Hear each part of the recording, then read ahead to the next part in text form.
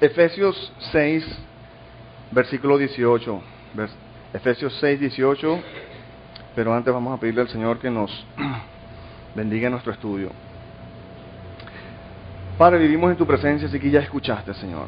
Estamos aquí reunidos para terminar hoy la epístola de Efesios.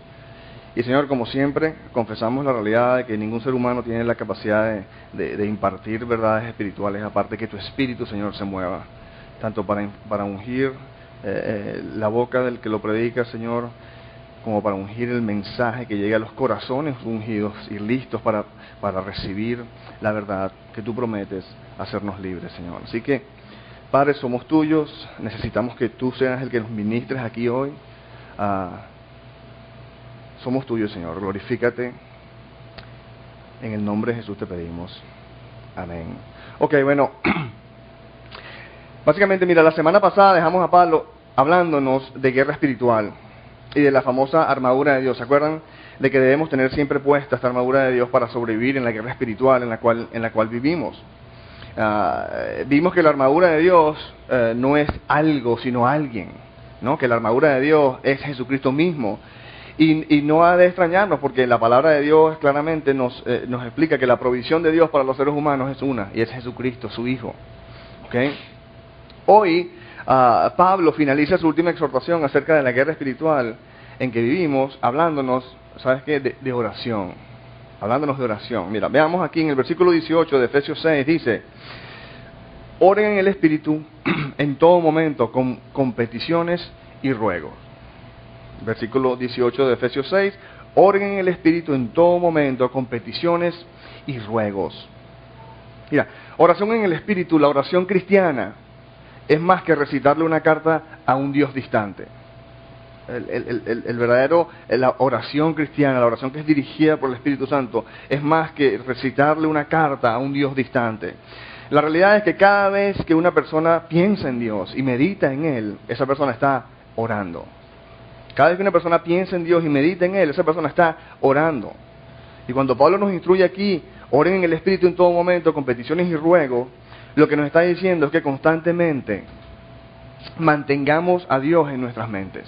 Que constantemente mantengamos a Dios en nuestras mentes, meditando acerca de su infinito amor, meditando acerca de su voluntad, acorde a las Escrituras, y pidiendo su ayuda en todo momento. Y realmente, mira, eso es lo que él mismo nos enseña en 1 Tesalonicenses 1:17, donde dice oren sin cesar.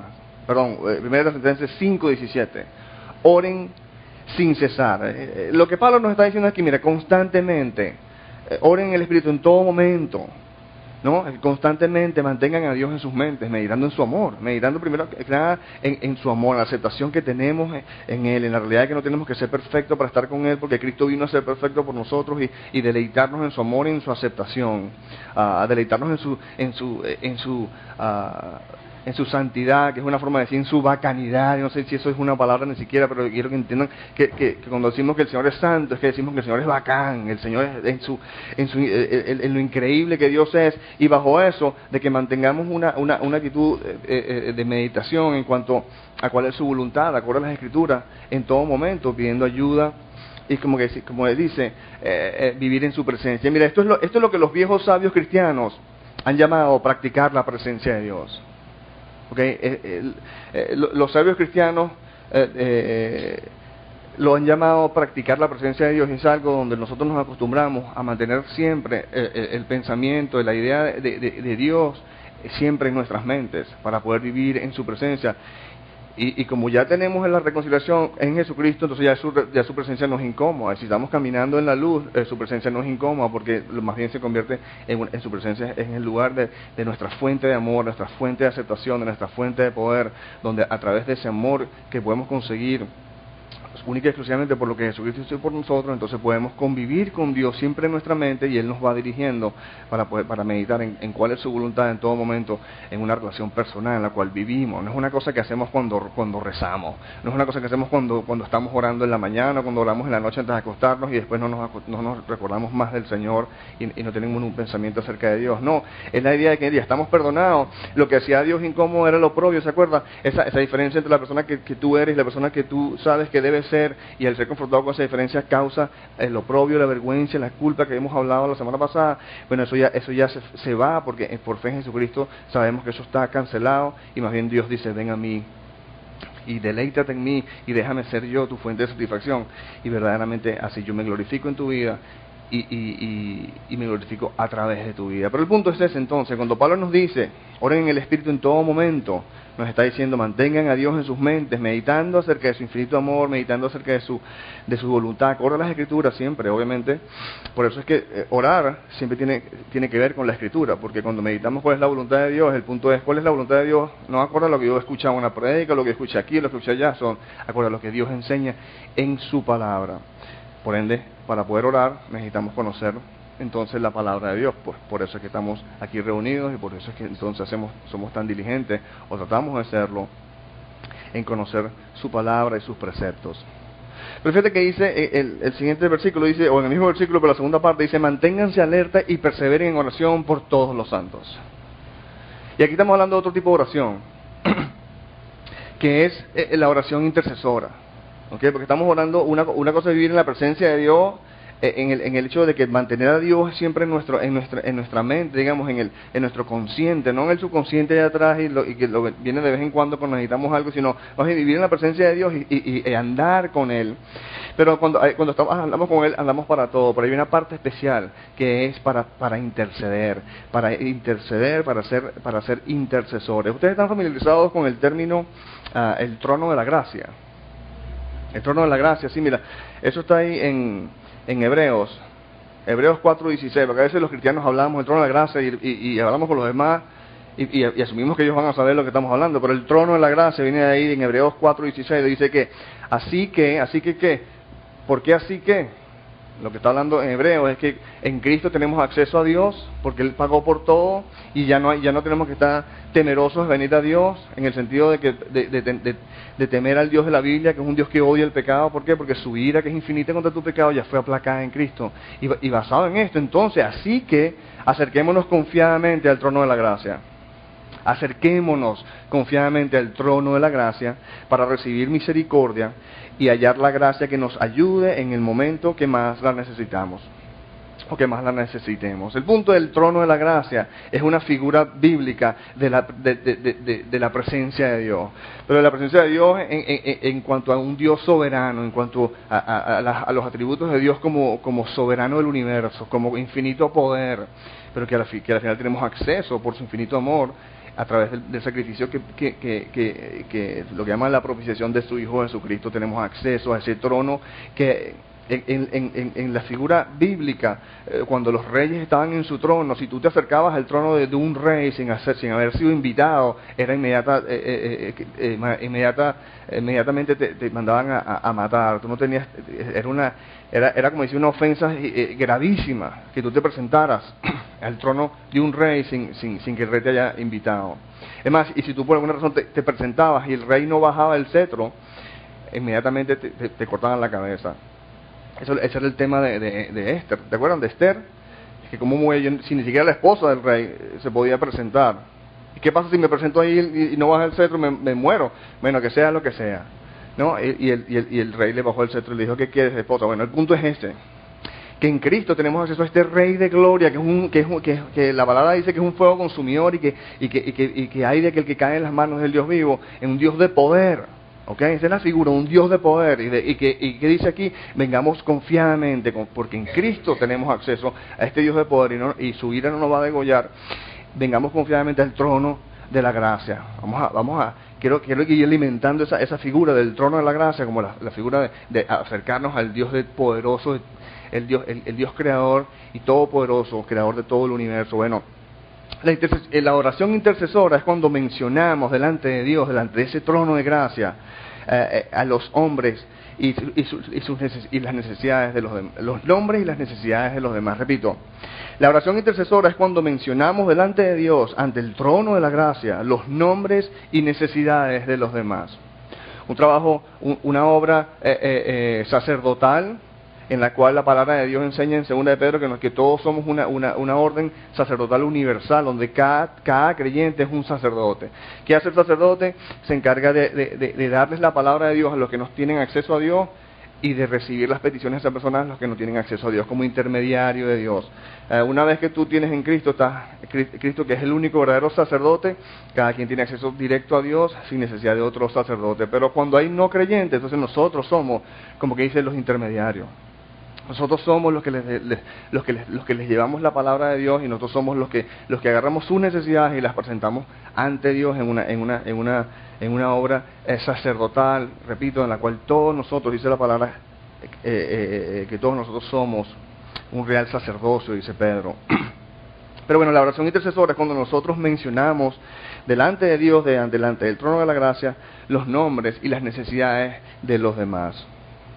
Y Pablo nos está instruyendo que perseveremos haciendo esto por nuestros hermanos y hermanas en la fe. Mira qué importante, dice, manténganse alerta y perseveren en oración por todos los santos. Y entonces intercedemos y pedimos y nos ayudamos y nos apoyamos mutuamente, tanto a los no creyentes, pero también a la gente de la familia.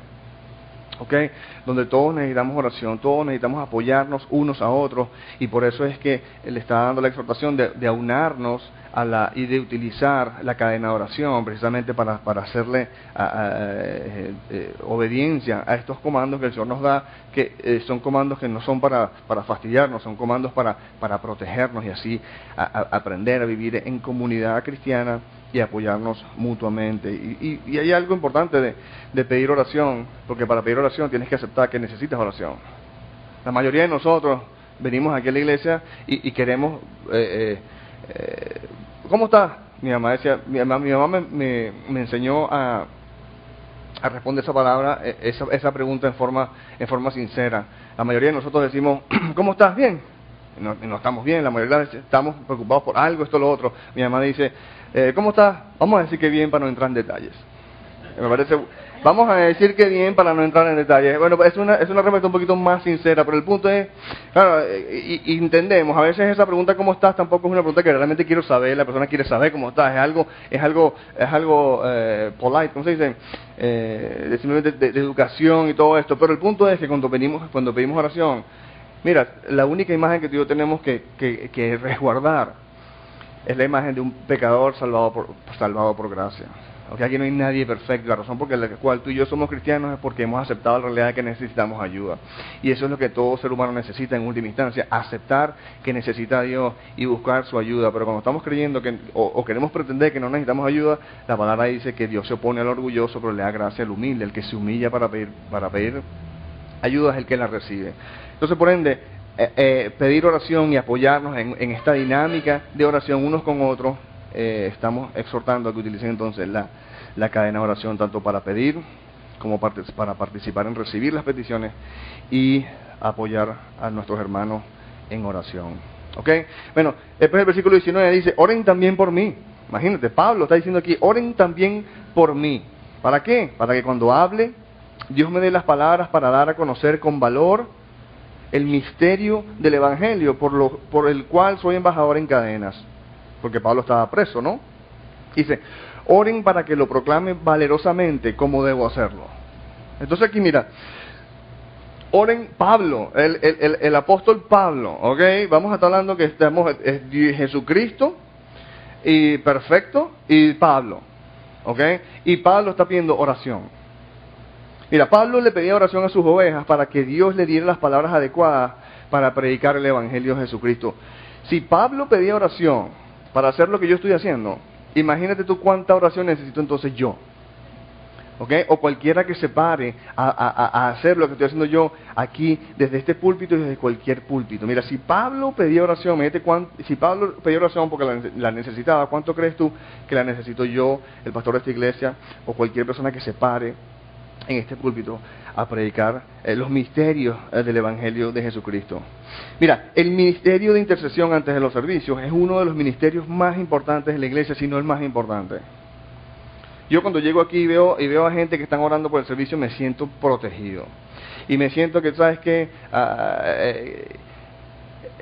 El peso se va de mis hombros porque un preso que no debería estar ahí en primera instancia, más sin embargo nuestra pecaminosidad lo mantenemos y estamos luchando con eso, pero el ministerio de oración es el que hace que estos servicios vayan y no solo se queda aquí en este contexto, sino que también cuando compartimos los videos en la internet, cuando llamamos a que el Señor les conceda el arrepentimiento y toque los corazones de aquellos que necesitan escuchar de Él, de los que ya hemos escuchado al Señor, pero necesitamos más libertad y necesitamos poder acercarnos y disfrutar más de Él y ser satisfechos en Él. Todo esto es mediante la oración y la oración intercesora, ¿ok? De suma importancia que nos aunamos a esta dinámica que el Señor nos está diciendo aquí al final de la epístola, de que nos empatemos en una comunidad de apoyarnos mutuamente en oración, practicar la presencia de Dios y presentar constantemente los nombres y las necesidades de las personas que Dios nos pone en el corazón para hacerlo. En el versículo 21 empiezan los saludos finales y Pablo dice aquí, nuestro querido hermano Tíquico, fiel servidor en el Señor. Tíquico es el que estaba escribiendo la carta, ¿okay? Tíquico, Pablo estaba dictando la carta y Tíquico la está escribiendo. Y aquí Pablo le dice, y potencialmente, o por lo que vemos aquí, Tíquico es el que iba a llevar la carta también a la gente de Éfeso. Dice, nuestro querido hermano Tíquico, fiel servidor del Señor, les contará todo, para que también ustedes sepan cómo me va y qué estoy haciendo. Lo envío a ustedes precisamente para que sepan cómo estamos y para que cobren ánimo. Fíjate que Pablo, lleno del Espíritu Santo, siempre busca animar a sus amigos. Pablo siempre busca animar a sus amigos. Le está diciendo aquí al final de la carta, no se preocupen, yo sé que tienen muchas preguntas porque estoy preso y allá no es la época, tú sabes, como tenemos hoy del Facebook y el Internet, que todos saben instantáneamente. Habían escuchado que Pablo estaba preso, no sabían si estaba muerto todavía, y les va a llegar una carta y les está diciendo para que no se preocupen, les estoy mandando una carta escrita y además la va a llevar nuestro hermano Tíquico, y nuestro hermano Tíquico le va a hablar de ustedes y le va a dar, como que dice, el update, la actualización de qué es lo que está pasando conmigo y el ministerio y todo esto. Pero fíjate que al final de eso le dice para que cobren ánimo. Pablo, lleno del Espíritu de Dios, siempre busca animar a sus amigos, y qué necesarias son las palabras de aliento en la guerra espiritual en que vivimos. Mira, todos padecemos de ataques del enemigo, donde el enemigo busca robarnos la esperanza.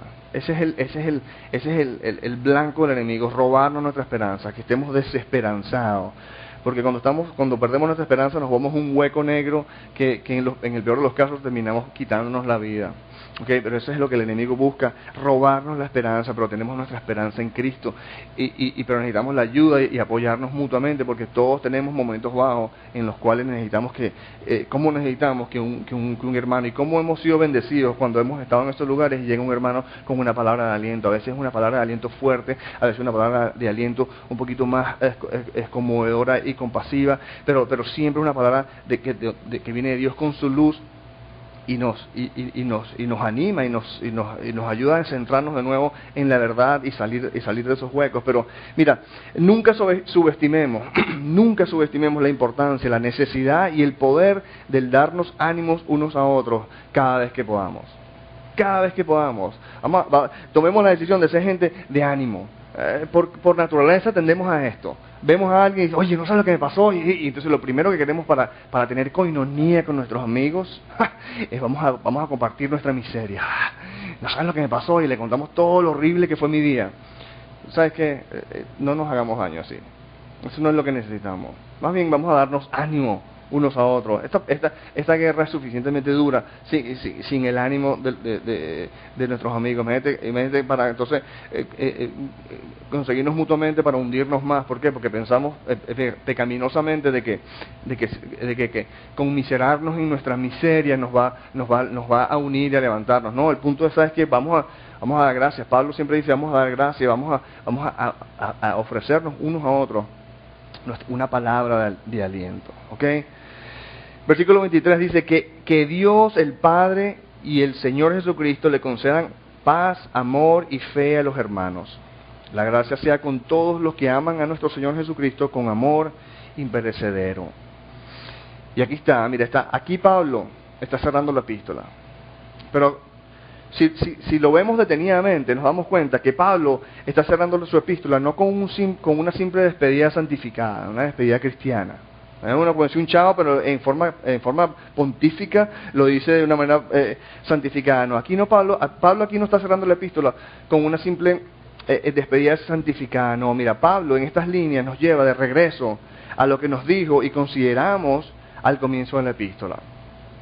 El versículo 23 literalmente lo podemos leer de esta manera: que Dios el Padre y el Señor Jesucristo les concedan paz y amor de fe a los hermanos. Paz y amor de fe, porque en el punto es el siguiente: que Dios el Padre y el Señor Jesucristo les concedan la paz y el amor de Dios, que son accesibles mediante la fe. Eso es lo que realmente Pablo, en el contexto de la estructura griega del lenguaje, está diciéndonos. Que Dios Padre y el Señor Jesucristo les concedan a ustedes la paz y el amor de Dios, que viene y tiene acceso a través de la fe a todos los hermanos. Mira, consideren esto: que Dios el Padre y el Señor Jesucristo les concedan paz.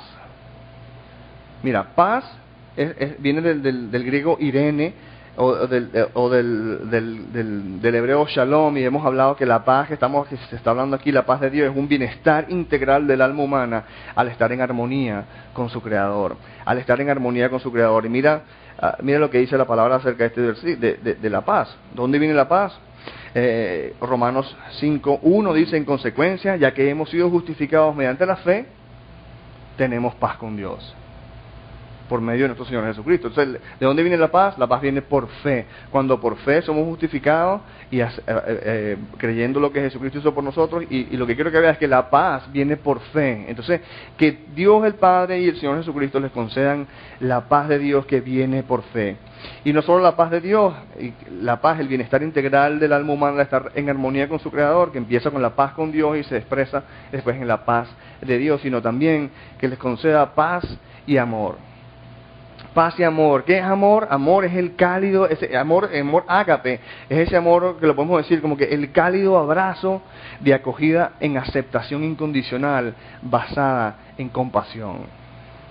El amor que estamos hablando, el amor que tú y yo necesitamos, el amor que tú y yo añoramos, ¿sabes cuál es? Es un cálido abrazo de acogida en aceptación incondicional basada en compasión.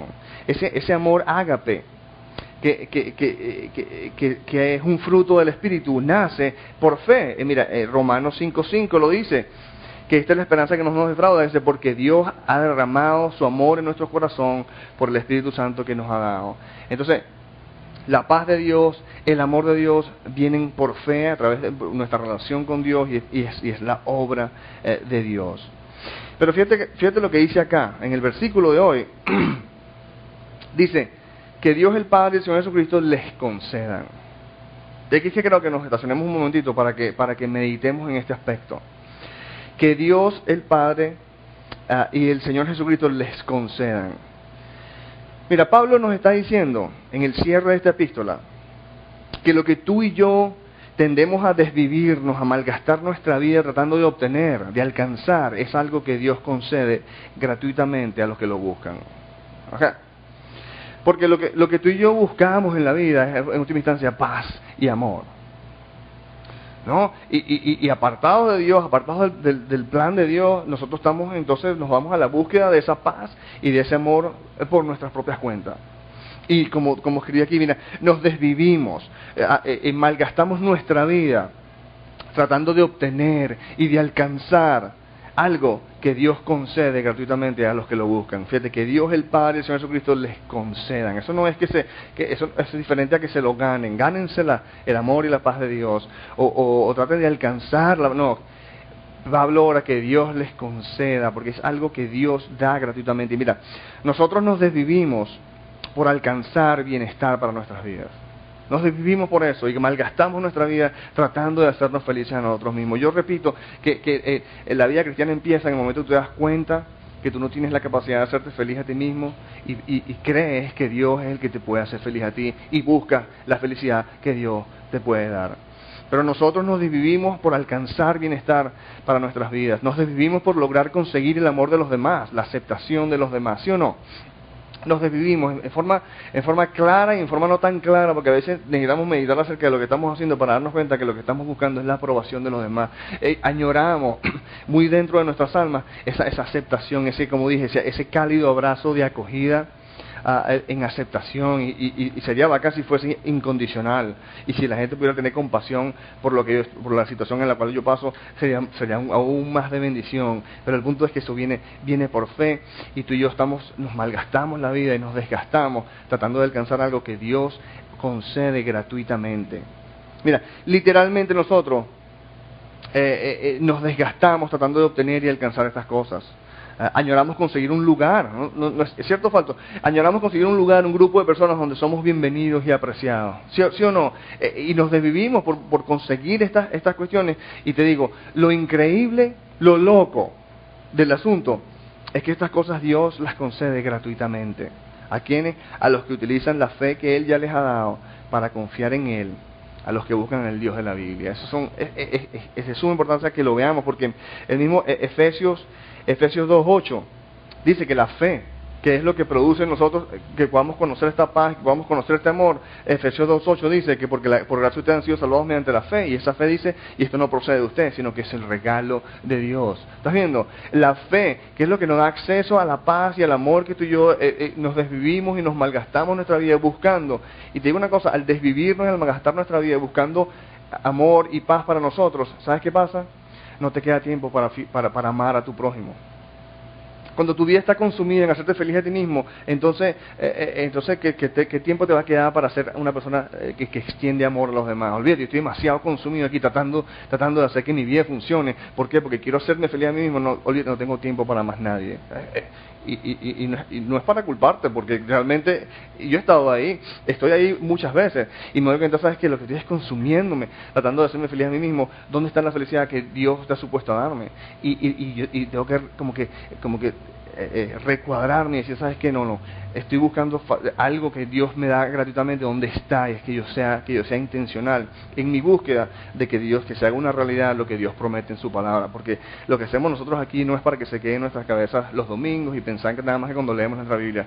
Esto es algo que buscamos y queremos que Dios se haga real, y que estas cosas toquen nuestra vida, que estas cosas lleguen a donde nosotros trabajamos, que estas cosas lleguen a donde nosotros convivimos con la familia, y en los lugares donde las personas que realmente nos conocen, y donde están los roces, y donde están las pruebas, que lo que aprendemos verdaderamente llegue a ser práctico en nuestras vidas, porque Dios es sumamente práctico. La religión no. La religión es algo etéreo que se queda allá arriba, y bueno, no son muy prácticas, pero el Dios de la Biblia es un Dios sumamente práctico, y quiere que su bendición y su presencia y sobre todo su bendición de libertad llegue a nuestros corazones, para que verdaderamente seamos satisfechos, y al ser satisfechos tengamos tiempo para amar a nuestro prójimo. Fíjate que termina diciendo que la gracia sea con todos los que aman a nuestro Señor Jesucristo. Wow, yo pensé que la gracia era para todo el mundo, pero aquí Pablo está diciendo que la gracia sea para todos los que aman a nuestro Señor Jesucristo. Mira, la gracia de Dios, aunque está disponible gratuitamente para todos, no todos disfrutan de ella. Yo estoy muy a menudo, lamentablemente, confieso, en este grupo. La gracia de Dios, aunque está disponible gratuitamente para todos, no todos disfrutan de ella. Solo los que aman a Jesucristo pueden disfrutar de la gracia de Dios. ¿Por qué? Aquí dice, solo los que aman a Jesucristo pueden disfrutar de la gracia de Dios. ¿Por qué? Mira, porque para experimentar la gracia de Dios tenemos que estar reconciliados con Dios y en una relación de amor con Él. Para poder experimentar la gracia de Dios, tenemos que estar reconciliados con Dios y en una relación de amor con Él. Y a su vez, para tener una relación de amor con Dios, el peso de nuestro oprobio, de nuestra culpa, nuestro pecado, ha de ser completamente removido. Y solo en Jesucristo se consigue el completo y eterno perdón de los pecados. Por eso es que la persona que esté allá afuera, digamos, sin conocer el perdón de los pecados, esa persona está destituida de la gracia de Dios, porque para conocer la gracia de Dios hay que tener una relación de amor con Dios, y para poder tener una relación de amor con Dios tenemos que haber lidiado con nuestro oprobio, con nuestra vergüenza, con nuestra culpa. Y por eso es que Jesucristo dice en Juan 14:16 que nadie llega al Padre sino por mí. Tú puedes ser religioso sin Jesucristo. Los fariseos eran religiosos sin Jesucristo. Pero llegar al Padre y disfrutar de Él y ser satisfechos en Él, El verdadero propósito de Dios para nuestras vidas, eso no se puede alcanzar aparte de Jesucristo. Por eso es que Él dice ahí en Juan 14:16, yo soy la verdad, soy la verdad, el camino y la vida, y nadie llega a mí, I'm the truth, the way, sí, la verdad, el camino y la vida, y nadie llega al Padre sino por mí. Bueno, me viene en inglés. El punto es que, por eso es que Él dice que nadie llega al Padre sino por mí, es a través del perdón de los pecados que yo ofrezco. El que yo pagué, el que la gente puede llegar al perdón de los pecados. Pero fíjate que, no sé si lo puse aquí, pero Santiago, en Santiago 4:6 y Primera de Pedro 5:5, en los dos dice lo mismo, dice que Dios se opone a los orgullosos, pero da su gracia a los humildes. La gracia de Dios, su influencia divina, su ayuda amorosa, Él se la da a los humildes. Mira, la gracia de Dios, su ayuda amorosa, está disponible para todo el que se humilla para pedir ayuda. Por eso que estamos hablando de pedir oración y ser vulnerables en nuestras peticiones de oración, porque la gracia de Dios llega cuando tú bajas tu orgullo y dices, Dios, ayúdame. Y la expresión de humildad más importante es cuando nosotros bajamos nuestras guardias, ejercitando la fe que Dios ya nos ha dado para decir, Señor, aquí estoy, enséñame a vivir. Aquí estoy, Señor, enséñame a vivir. Y eso se expresa en una vida de obediencia a la palabra de Dios, cuando la persona verdaderamente llega al final de sus fuerzas y decir, ¿sabes qué? Yo voy a buscar... Señor, ayúdame. Y la forma de ayuda no es ayúdame, bueno, dame lo que quiero y bueno, y después veo qué hago contigo, como que no, es cuando llegas verdad en humildad, cuando ya lo has tratado todo y verdaderamente estás sin a dónde ir y dices, Señor, ayúdame, pero no ayúdame nada más a salir de este apuro. Ayúdame a la realidad de aprender a vivir, Señor. Y me voy a sentar a tus pies para que tú me ministres cuál es la verdad y cuáles son los preceptos, las maneras de vivir para yo obedecerte a ti, porque estoy ejercitando la fe que tú me has dado para poner mi esperanza en ti. Aquí estoy, Señor, ayúdame a vivir. Por eso que Jesús dice en Juan 14:23, el que me ama obedecerá mi palabra. Fíjate, en Juan 14:23 dice que Jesús le contestó a los que estaban con los que él estaba hablando, dice, el que me ama obedecerá mi palabra. O como que dice, el que me aprecia, el que ve y percibe el beneficio que yo puedo proveer para sus vidas, obedecerá mi palabra. Y eso es lo que Jesús está queriendo decir. Mira, la gracia sea con todos los que aman a nuestro Señor Jesucristo. ¿No? El que ha pedido ayuda, el que se ha humillado para pedir ayuda, a esa persona le llega la gracia. El otro, que caemos en el otro grupo, de Santiago 4:6 o Primera de Pedro 5:5 dice que Dios se opone a los orgullosos, a los soberbios, pero le da gracia a los humildes. Entonces estamos en dos bandos. ¿Dónde estamos? La mayoría del tiempo estamos en el de los soberbios, ¿ok? Porque cada vez que dejamos de ir a la iglesia o dejamos de orar en la mañana, realmente no es porque es que porque estamos diciendo, ¿sabes qué? La verdad que no lo necesito tanto. Soberbia. Y esa soberbia que está en todos nosotros, ¿qué hace? Nos separa de la gracia de Dios. Porque la gracia de Dios son para los que están convencidos y se humillan ante Dios. ¿Sabes qué? Dios, ayúdame. Yo te tengo que poner primero, no porque quiero ser religioso y que la gente me vea bien y poder tener un buen testimonio, porque yo te necesito. Pero el alma muchas veces necesita bastante palo para llegar a ese punto, para que tengamos quebranto. Pero el punto es que no queremos estar en el bando de los soberbios. Yo lo voy a parafrasear de esta manera. Nosotros queremos tratar de que estemos cada día menos en el lado de los soberbios y más en el lado de los humildes. ¿Por qué? Porque el humilde es el que recibe la ayuda de Dios. El humilde es el que recibe conocimiento de la paz de Dios y de su amor. El humilde es el que recibe satisfacción para su alma. El soberbio no, el soberbio se queda con lo que ya tiene, y a veces son cosas del mundo que dan una temporal satisfacción, pero que a la hora de la verdad se derrumban y termina uno peor que como estaba anteriormente. Pero fíjate que para terminar dice, la gracia sea con todos los que aman a nuestro Señor Jesucristo con amor imperecedero. ¿Qué es esto? Con amor eterno. Mira, ¿por qué? Mira, porque nuestra capacidad de apreciar, de ver y percibir el beneficio de Jesucristo para nuestras vidas depende de que Dios a través de su Espíritu nos lo muestre. Por eso es que también la oración intercesora. Porque para que nosotros podamos amar a Jesucristo con un amor eterno, con un amor que proviene de la eternidad, con un amor que proviene de Dios, Dios tiene que habernos abierto los ojos y tiene que concedernos la capacidad de ver y de percibir estas necesidades. Por eso es que una de las necesidades corporativas que tenemos de oración es que todos estemos al tanto de nuestra necesidad de Dios y que nadie esté aquí en la iglesia pensando que no necesita tanto y por eso se enfríen o pongan a Dios en segundo plano. Dios nos muestra nuestra necesidad, nosotros expresamos nuestro deseo de recibir ayuda para esa necesidad a través de nuestra obediencia, del arrepentimiento. ¿Ok? Bueno, ahí está, Efesios capítulo 6, llegamos al final de la epístola, pero me quería tomar los próximos minutos, por eso que estaba como el correcamino, dándolo un poco rápido, porque yo quería llegar entonces a esto que vamos a estar viendo ahorita, que es una especie de resumen de lo que hemos aprendido. Ok, mira, con esto terminamos nuestro estudio en la epístola de Efesios. Ahora, ¿qué podemos resumir que hemos aprendido en esta? En forma, a mí me encantan las cosas sencillas y el punto que me puedo llevar para mi casa son cosas que se me quedan en la cabeza y son fáciles de memorizar. Pero ¿qué hemos aprendido? ¿Con qué hemos sido equipados por Dios mediante el estudio de Efesios que hemos tenido en las últimas semanas? Mira, podemos decir, y vamos a darle un reset a nuestra capacidad de enfoque. Y podemos decir, mira, que Efesios nos ha equipado con una bandera, un lema y un tesoro por descubrir. Una bandera, un lema y un tesoro por descubrir. Mira, ¿qué es esto? Ahí está.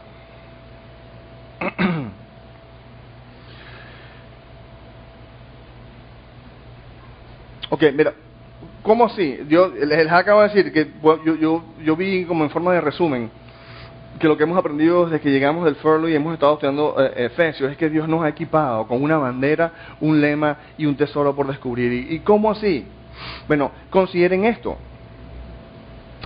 La condición del ser humano. Tú naces, ¿no?, con un alma que fue creada, fue diseñada para ser satisfecha en Dios. Es más nada. Tú y yo, creados a la imagen de Dios, fuimos creados para ser satisfechos en Dios, más nada. Pero porque nacemos desconectados de Dios, por ende todos terminamos de un momento, algunos más rápido que otros, y la expresión de esto es inmediata, pero todos terminamos con un alma insatisfecha e insegura. Porque tú fuiste creado a la imagen de Dios, estás diseñado a ser satisfecho, a conseguir tu seguridad en Dios. Al nacer en este mundo desconectado de Dios, terminas con un alma insatisfecha y terminas inseguro. Esa carencia de satisfacción y de seguridad crea en nosotros deseos pecaminosos. Porque cada vez que tú y yo tratamos de llenar y de satisfacer esas necesidades en algo contrario, algo diferente al original, a lo que tú fuiste diseñado para que tú seas satisfecho con Dios, y tú tratar de conseguir bamba, de conseguir sustitutos de Dios, eso crea en nosotros deseos pecaminosos que ¿qué hacen? ¿Te acuerdas como estamos viendo la semana pasada? Agarran y la persona que tú eres la separan de la persona que tú sabes quien tú debes ser. Entonces, nuestra alma insatisfecha, nuestra inseguridad por estar separados de Dios, crea en nosotros deseos pecaminosos que son basados en intentos de satisfacer nuestra alma con algo diferente a Dios, y eso crea en nosotros deseos pecaminosos que nos llevan a que haya una diferencia entre la persona que nosotros sabemos que debemos ser y la persona que realmente somos. Y como veíamos la semana pasada, eso crea en nosotros oprobio. Estábamos hablando que lo oprobio no es más que la vergüenza, la culpa, condenación. Y al nosotros ser confrontados con la diferencia entre quién somos y quién sabemos que debemos ser, crea en nosotros ese oprobio que perpetúa nuestra separación con Dios. ¿Ok? Entonces, nacemos como quien dice, malogrados. sin Dios, carentes del que está supuesto a darnos satisfacción, y buscamos satisfacción en otros lados, y cuando tratamos de buscar satisfacción en otros lados terminamos siendo pecaminosos, siendo egoístas, todo esto, y causa en nosotros que la persona que nosotros somos sea diferente a la que sabemos que debemos ser, y el ser confrontado con esa diferencia entonces produce en nosotros oprobio, vergüenza, culpa, condenación, que perpetúa nuestra separación de Dios y no nos separa más aún. ¿Okay? Porque ¿quién quiere tener una relación con un Dios que odia el pecado? Si yo entiendo todos, en cierta forma, no los entiendo todos, pero para mí es obvio que no soy quien debo ser. Y quien quiere estar con un Dios no, yo no quiero compasión, esto, lo otro. Pero el punto es que esta es la realidad, como dice, la condición de todo ser humano. En Cristo, cuando venimos y conocemos al Señor, vimos que es por fe. Que entonces, por fe en Jesucristo, el Señor, esta fe borra en nosotros el oprobio. Esa vergüenza que nos separa, la vergüenza que se produce al ser confrontados con la diferencia entre quién somos y quién sabemos que debemos ser. Y cuando por fe ese oprobio se borra, eso nos abre la oportunidad a eliminar nuestra separación de Dios. ¿Okay? Ya sabemos entonces que esa diferencia que hay entre quién yo soy y quién yo debo ser, no es algo que está supuesto a separarme de Dios, sino más bien que me abre la puerta para conectarme con Dios y de Dios conseguir satisfacción. Y al tener un alma satisfecha, eso se encarga de minimizar y en última instancia de eliminar nuestros deseos pecaminosos, y es la satisfacción en Dios lo que hace y mueve a que la persona que somos sea cada día más cercana a la persona que debemos ser. ¿Por qué? No porque tratamos religiosamente de mover quién somos a que sea cada día más cercano a quien debemos ser a punta de fuerza de voluntad, sino ¿por qué? Porque hemos conseguido la solución a la raíz del asunto, que es un problema de satisfacción y de inseguridad. Cuando aprendemos a conseguir satisfacción y seguridad en Dios, esa satisfacción y seguridad en Dios en última instancia nos santifica. Pero entonces esa es la solución de Dios, pero como dijimos, Efesios nos ha equipado con una bandera, un lema y un tesoro por descubrir. Y es una bandera, un lema y un tesoro por descubrir que tú y yo hemos de adoptar como nuestra bandera, ¿no? Debemos adoptarlo como nuestro lema y como nuestro tesoro por descubrir, porque no es suficiente ver las cosas como, bueno, una bandera, un lema y un tesoro por descubrir, sino que sea nuestro. Esto es algo que Dios nos ha enseñado a nosotros, y es algo como quien dice, es una herramienta que nos va a ayudar a mantenernos en el amor de Dios, que es lo que Él pide que nosotros hagamos. Pero fíjate, ¿de qué se trata todo esto? Porque nuestra bandera, ¿cómo que una bandera? Mira, la bandera es consumado es. Y eso lo sacamos de Juan 19:30, cuando el Señor termina al finalizar su obra redentora, exclama con finalidad y con autoridad. La NBI lo pone todo se ha cumplido, pero más al original, como la Reina Valera dice, consumado es. O sea, cumplido, consumado es. Dice, ¿por qué consumado es? Bueno, porque el punto es el siguiente: la ley de Dios exige perfección.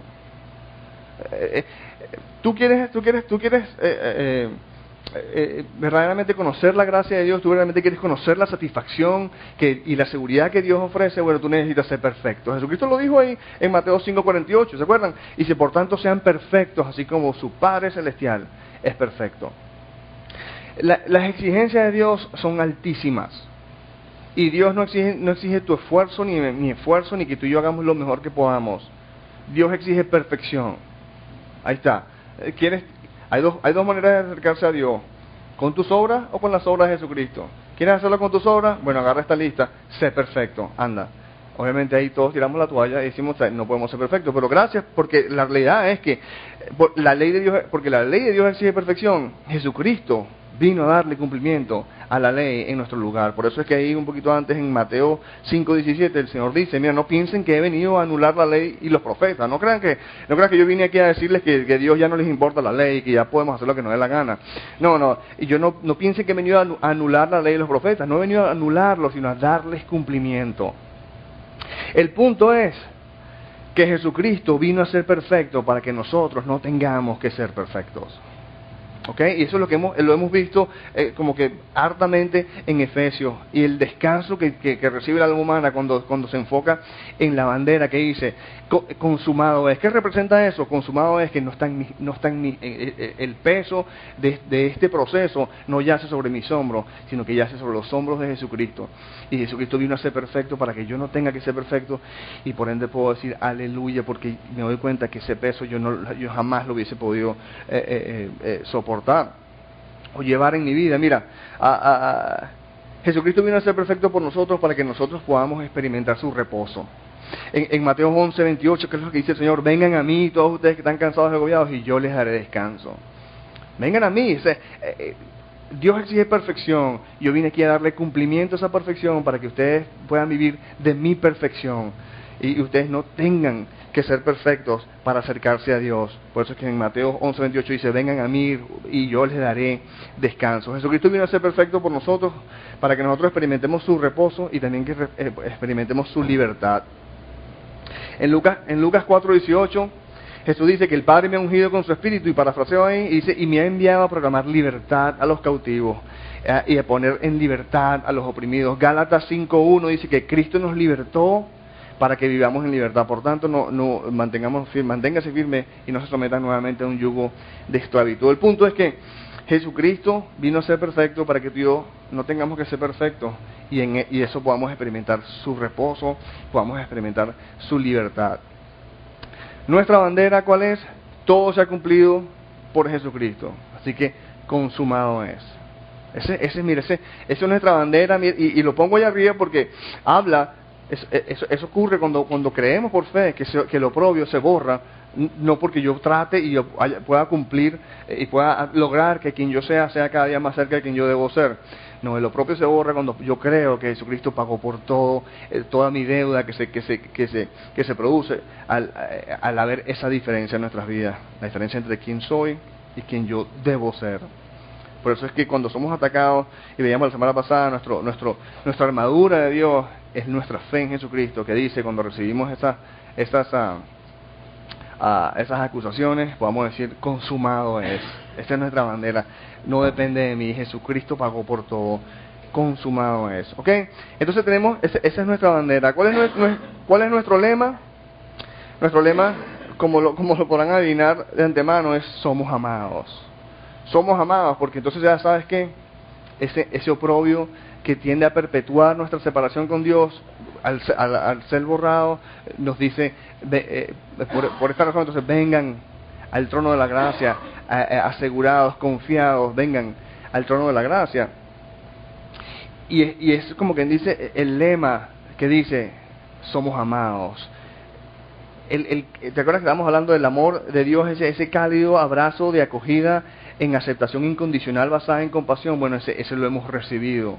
Porque Dios es un Dios que en su compasión por nosotros consiguió a través de la cruz de Jesucristo la manera de justamente perdonar para siempre todos nuestros pecados y cumplir su promesa que dice en Hebreos 8:12: yo les perdonaré sus iniquidades y nunca más me acordaré de sus pecados. Mira, nuestro lema: somos amados, porque la verdad es que hemos sido colocados al extremo receptor de un increíble y magnánimo acto de misericordia de parte de Dios. Tú y yo, nosotros podemos estar como que confundidos y creyendo algo que no es cierto, de que depende de nosotros y que yo me voy a portar bien y así me ganó la aprobación de Dios y probablemente así salgo de mis cadenas. No, la realidad es que Dios lo hizo por ti. Y tú y yo hemos sido colocados al extremo receptor de un increíble y magnánimo acto de misericordia por parte de Dios. Hemos sido abrupta y estupefacientemente amados con un amor eterno que dice: ven a mí. Olvídate de eso. Ya yo pagué por todo. Ven a mí. Eres amado, eres amado, eres amado. Nuestro lema. Ahí está la energía, el poder para mantenernos atados a Dios y poder ser realmente satisfechos en Él. Pero ¿qué tenemos? Entonces, que nos queda es nuestro tesoro por descubrir. Y yo lo había puesto como nuestro tesoro, pero quiero que veamos el ámbito y lo importante que es identificar que es nuestro tesoro por descubrir. El tesoro por descubrir es que todo lo que necesitamos en Cristo ya lo poseemos.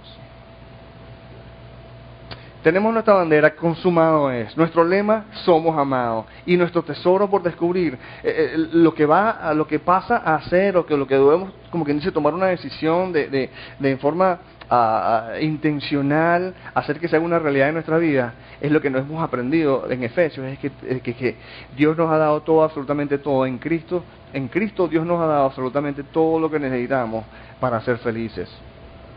Mira, Colosenses 2.9 dice, porque en Él, en Cristo, habita corporalmente toda la plenitud de la deidad, y vosotros estáis completos en Él.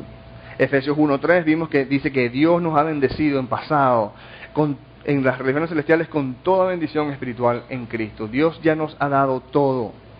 Segunda de Corintios 1.20 dice que todas las promesas que Dios ha hecho son sí en Cristo. Mira, Dios le ha dado a los seres humanos un tesoro inimaginable, o de inimaginable magnitud, al darnos a su Hijo Jesucristo.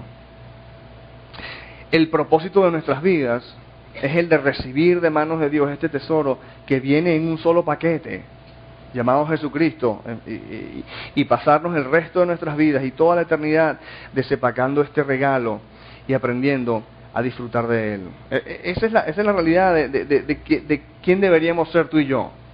Hemos sido unas personas que hemos recibido el regalo del Hijo de Dios, y es un paquete que no lo tomamos nada más que para cuando me muera no ir al infierno.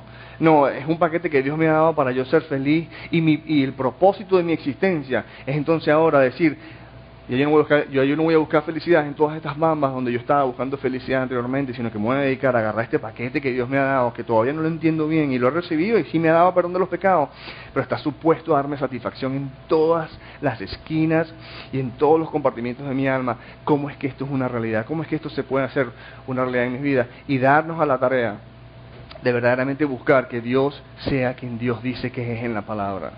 No seamos gente religiosa, hermanos, que venimos a la iglesia y nos conformamos con un poquito del maná, el pan diario de cada semana, y dejamos que la palabra de Dios simplemente nos acaricie un poquito el corazón. No, llevemos esto a la casa. Hay una promesa que Dios nos ha dado, que Él ya nos dio todo.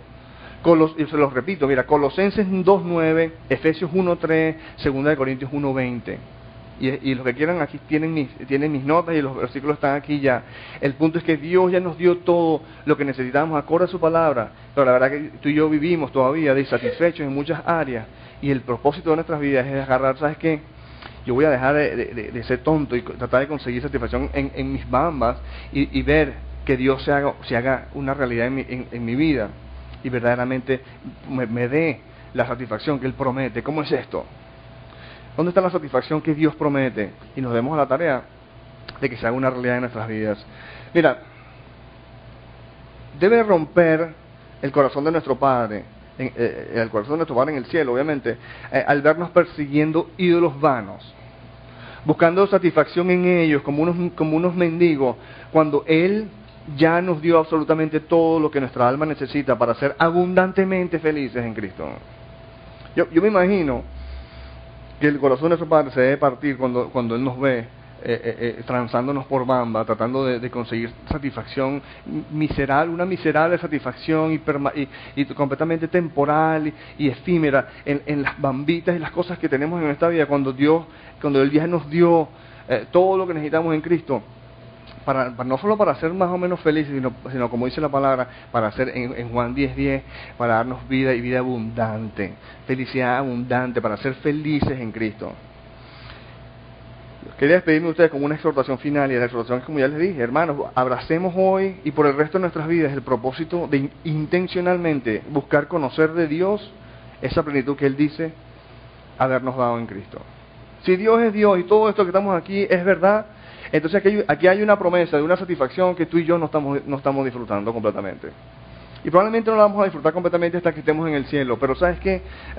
Tomemos la decisión de que hacer que esta satisfacción que Dios promete para esta vida se haga realidad en nuestras vidas.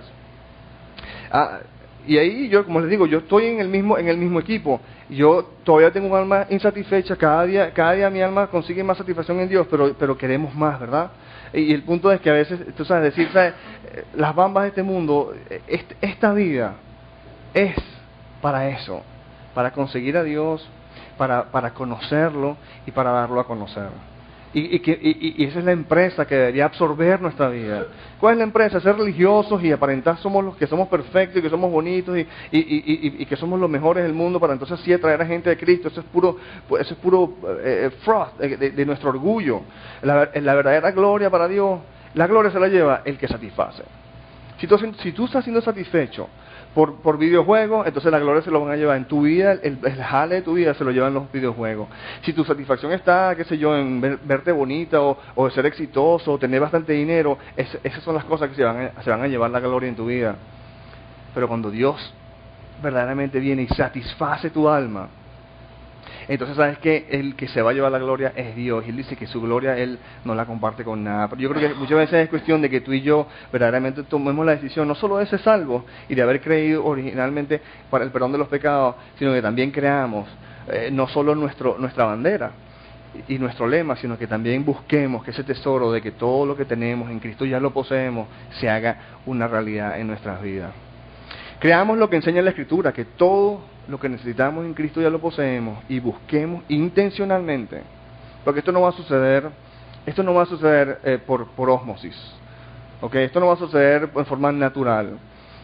Esto va a suceder cuando nosotros lo hacemos intencionalmente. Busquemos, el tema de santificarnos no depende de nosotros. Dios es el que santifica, pero Él requiere nuestra ayuda. Él requiere, de alguna manera que no podemos explicar la soberanía de Dios y la responsabilidad del hombre. Tú sabes que ponte las pilas, pongámonos las pilas y decidamos ser intencionales en estar en la misma página con Dios, en esa obra santificadora que Él promete que está haciendo en nuestras vidas.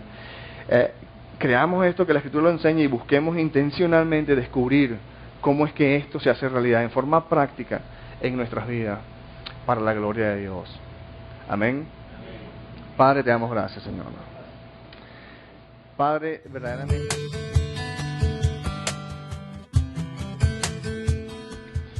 No queremos terminar nuestra enseñanza sin antes darte una oportunidad para entregar el control de tu vida a Jesucristo. No estoy hablando acerca de hacerte religioso o de afiliarte a alguna iglesia en particular. Estoy hablando acerca de conseguir verdadera vida, paz y gozo a través de una relación personal con el Señor Jesucristo. Si estás decidido, repite conmigo: Señor Jesucristo, me arrepiento de todos mis pecados. Te pido que entres en mi vida. Sé mi Señor y Salvador. Ahora que formalmente le has entregado tu vida a Jesucristo, entiende lo siguiente: Jesucristo guía a su pueblo a través de su palabra, la Biblia. Por lo que te exhorto vehementemente a congregarte en una iglesia donde se enseña la palabra de Dios para que crezcas en la libertad que solo Jesucristo puede darte. Él mismo enseñó en Juan 8, 31 y 32 que los que se mantienen fieles a sus enseñanzas conocerán la verdad y la verdad los hará libres. Que Dios te bendiga y recuerda, eres amado, eres amado, eres amado.